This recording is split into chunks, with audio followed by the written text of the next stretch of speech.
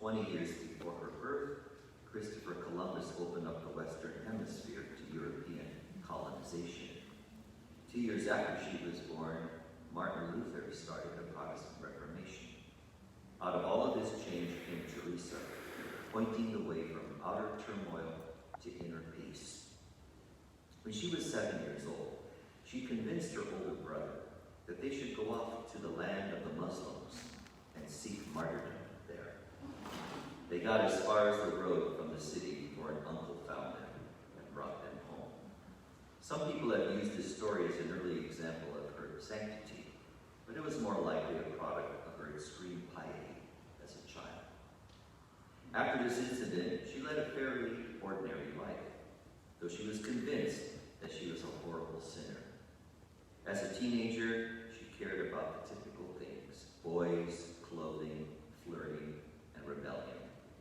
When she was 16, her father decided she was out of control and sent her to a convent. Later, when the time came for her to choose between marriage and religious life, she had a tough time making a decision. When she finally chose a religious life, she did so because she thought it was the only safe place for someone as prone to sin as she was. Once installed at the Carmelite convent permanently, she started to learn and practice mental prayer, in which she, quote, tried as hard as I could to keep Jesus present within me. She wrote, "My imagination is so dull that I had no talent for imagining or coming up with great theological thoughts."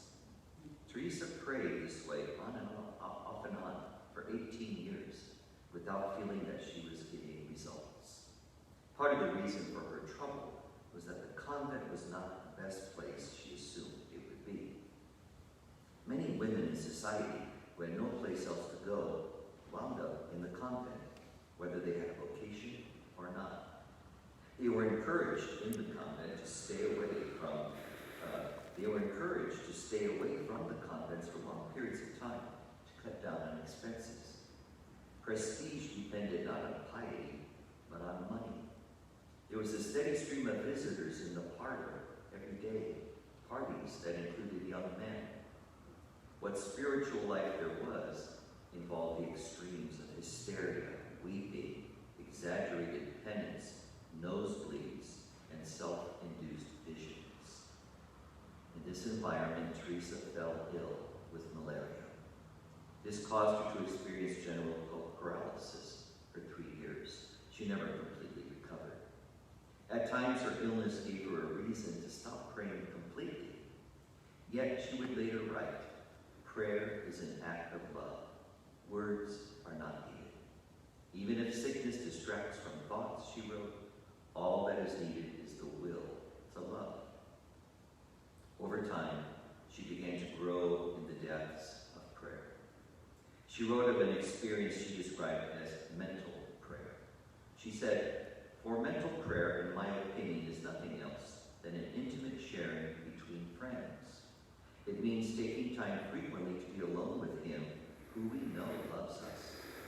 The important thing is not to think so much, but to love much, and so do that which best stirs you to love." In her later writings, she analyzed and dissected mystical experiences the way a scientist would. She never saw these gifts as rewards from God, but the way He challenged her to let go of her own desires and place herself completely in His hands. At the age of 43, still feeling disenchanted with the nature of the convent she lived in, she became determined to found a new convent that would go back to the original order based on contemplation, poverty, and prayer.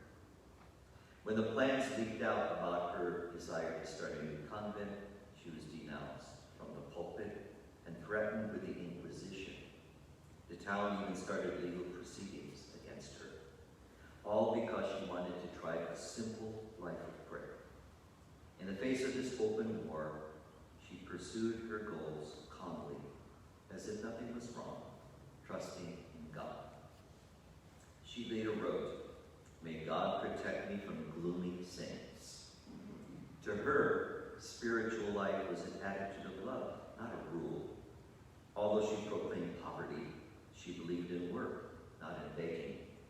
She believed in obedience to God more than penance. If you do something wrong, she wrote, don't punish yourself. Change. When someone felt depressed, her advice was that she go someplace where she could see the sky and take a walk. When someone was shocked that she was going to eat a nice meal, she answered, there's a time for partridge and a time for penance. To someone who wondered whether he should spend more time meditating on hell, she answered, don't. At the age of 51, she felt it was time to spread her reform movement.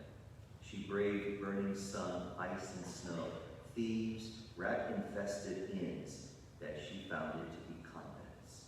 But those obstacles were easy compared to what she faced from her brothers and sisters in the religious life.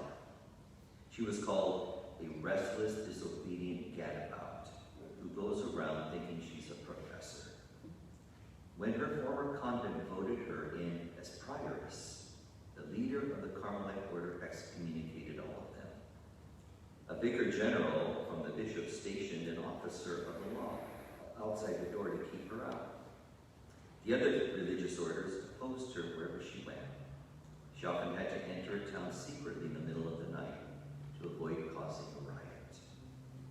Teresa looked on all these difficulties as good publicity. Soon she had postulants clamoring to get into her reformed convents. Many people thought about what she said and wanted to learn more about prayer from her. Soon her idea about prayer swept not only through Spain, but all of Europe. In 1582, she was invited to establish a convent by an archbishop.